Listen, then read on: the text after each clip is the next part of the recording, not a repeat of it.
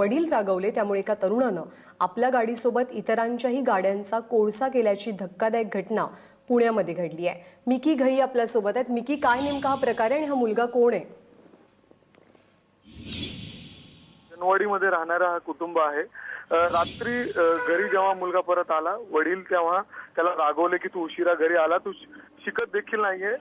यामुळे या वादातून त्यांची दोघांची भांडणं झाली। त्या ठिकाणी वडिलांनी रागवलं त्या मुलाला आणि राग मानून तो घरातून बाहेर निघून गेला आणि त्यानंतर त्यांनी स्वतःची जी गाडी होती नवीन, ती गाडीची तोडफोड केली। त्यानंतर त्यांनी स्वतःच्या गाडीचं पेट्रोल काढलं आणि पार्किंगमध्ये जे इतर गाड्या त्या ठिकाणी रस्त्याच्या कडेला लावण्यात आलेले होते, रिक्षा होती, एक कार आहे, 2 मोटरबाईक आहेत, ते जाळून टाकलेले आहेत।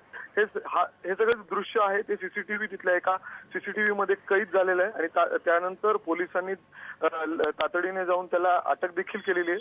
सध्या तो धीरज पोलिसांच्या ताब्यात आहे आणि आज त्याला कोर्टात देखील हजर करण्यात येणार आहे।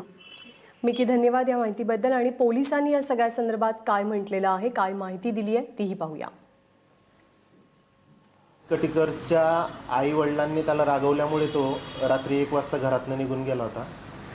थोड्या वेळाने तो परत घरी आला, पण आई वडिलांनी त्याला घरात घेतलं नाही। याला चिडून जाऊन त्याने स्वतःच्या मोटरसायकलची स्टंपने तोडफोड केली। त्यानंतर स्वतःच्याच मोटरसायकलमधून पेट्रोल काढलं बिस्लेरीच्या बाटलीमध्ये आणि ते पेट्रोल घेऊन कुसाळकर चौकात ज्या गाड्या उभ्या होत्या त्यापैकी एक रिक्षा, एक ॲव्हेंजर मोटरसायकल आणि एक स्प्लेंडर मोटरसायकल या 3 वाहनांना त्याने पेट्रोल टाकून आग लावली। सकाळी त्याचा शोध घेतला। धीरज कटिकरला अटक केलेली आहे।